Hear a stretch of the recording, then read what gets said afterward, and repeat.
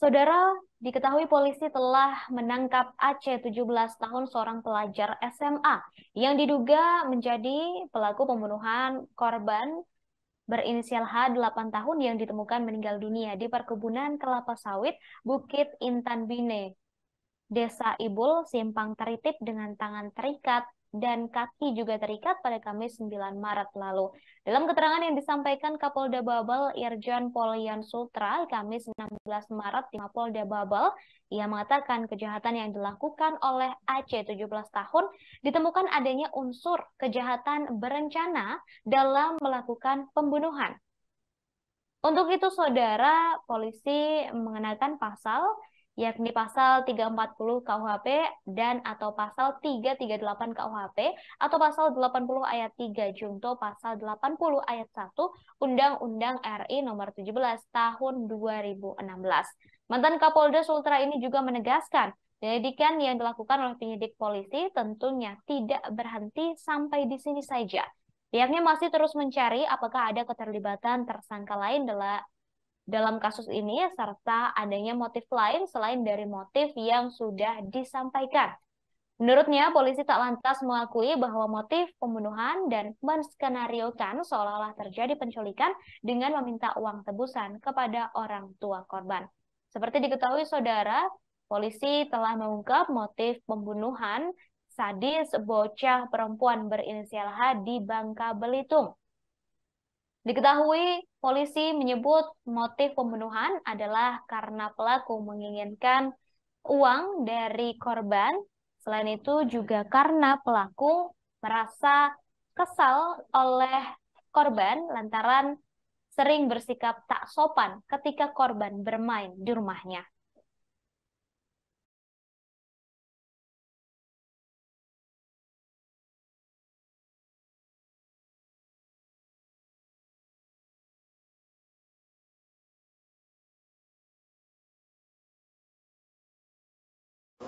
Swastiastu, Namo Buddhaya, Salam Kebajikan. 17 tahun, makanya mohon maaf kita tidak hadirkan karena kita juga punya aturan bagaimana tentang undang-undang perlindungan anak. Kemudian sekarang penyidik lagi bekerja, kita masih menunggu hasil otopsi. Yang jelas dari pengakuan dan olah TKP bahwa korban dibawa dari tadi tempat terakhir itu ke lokasi, informasinya mau ke lokasi mancingannya, dibawa ke sana dengan bukit rayu, dibonceng pakai kendaraan bermotor, ya.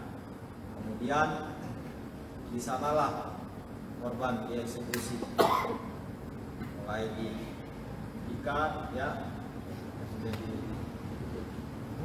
pukul dengan tangan sebanyak 3 kali. Itulah yang membuat korban juga bisa, namanya juga anak kecil. Nah, setelah itu kemudian dipukul lagi dengan menggunakan kayu. Nah, korban tidak berdaya. Kemudian juga disayat untuk meyakinkan apakah korban sudah mati atau tidak dengan menggunakan cutter yang sampai saat ini juga penyidik lagi mencari cutter tersebut. Kita juga masih menunggu hasil otopsi, tetapi itu dari pengakuan dari tersangka menggunakan cutter mensayat tubuh korban. Korban ditemukan di TKP dalam keadaan tengkurap.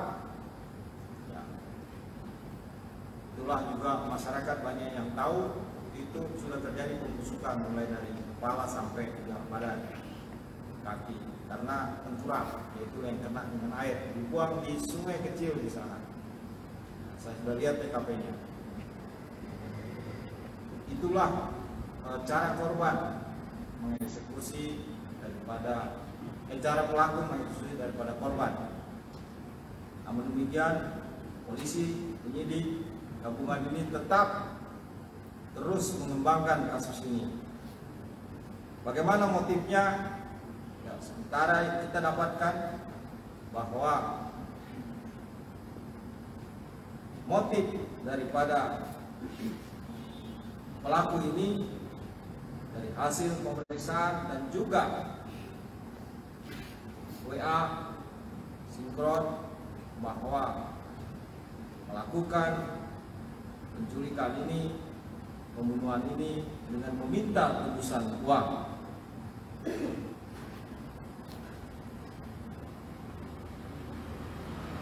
Dia juga belajar dari membrowsing ataupun melihat dari di medsos-medsos ya, pemberitaan-pemberitaan. Nah, ini yang dia lakukan. Oh, begini kalau meminta atau memeras seseorang dengan cara yaitu diculik terus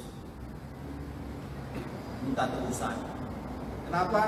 Karena pelaku melihat bahwa keluarga korban adalah keluarga yang mampu di lingkungannya. Karena di sana itu hanya sedikit warga, ada 13 perumahan ya. Hanya 13 perumahan itu pun tidak terisi semua. Jadi memang cukup kecil, tapi di antara orang tua korban maupun pelaku, nah inilah keluarga korban yang dianggap keluarga yang mampu. Dan anak korban ini juga sering bermain di rumah tetangga yang mana di depan rumahnya adalah itu tadi daripada pelaku tersebut. Jadi mereka ini sebenarnya sudah berkawan. Adik korban itu teman akrab daripada adik pelaku adalah teman. Terima kasih sudah nonton. Jangan lupa like, subscribe, dan share ya.